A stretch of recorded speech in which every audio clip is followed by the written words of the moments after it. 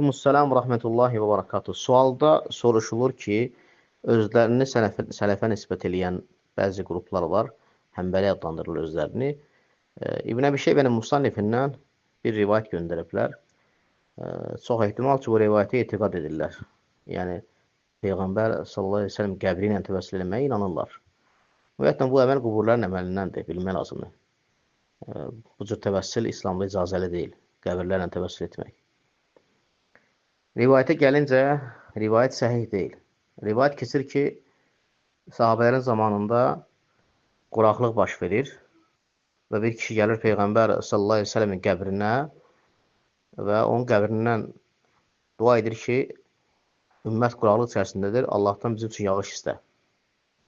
Və sonra yatır yuxuda görür ki, ona deyirlər ki, ged Ömər ibn Xattabın yanına, bəs mənim salamını çatdır və deyir ki, yağış yağacaq. Ömər ibn Xattab da bunu eşidir və ağlayır və Allaha dua edir. Bu rivayət səhih deyil, əziz qardaşım. Bu rivayət səhih deyil. Ona görə ərəb dilində bir-iki dənə kitab oxuyub, ayın-qayın öyrənib, belə rivayətləri oxuyub, səhih adını ümmətə sıramaq, ümməti azdırmaq, insanları şirkə aparan qapıları açmaq doğru deyil. Bu rivayət səhih deyil. Aydındır mı? Əhl-i-Sünnə və Cəmaət təvəssül barədə olan etiqadı bəllidir. Bu rivayət zəifdir.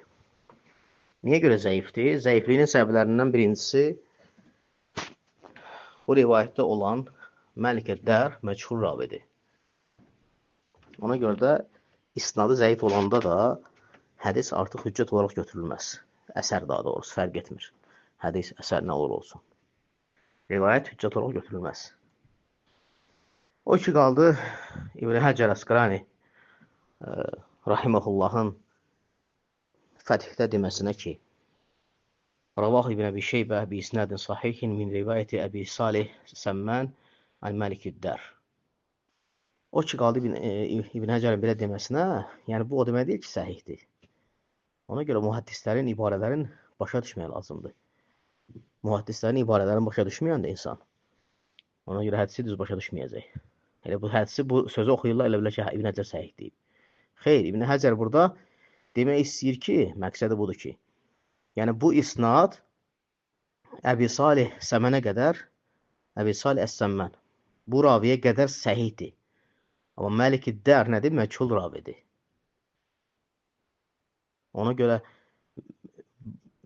rivayətdə, isnadda Əbi Salih Səmmənə qədər olan yer, ravilər səhihdirsə, bütün isnada səhih demək olmaz axı.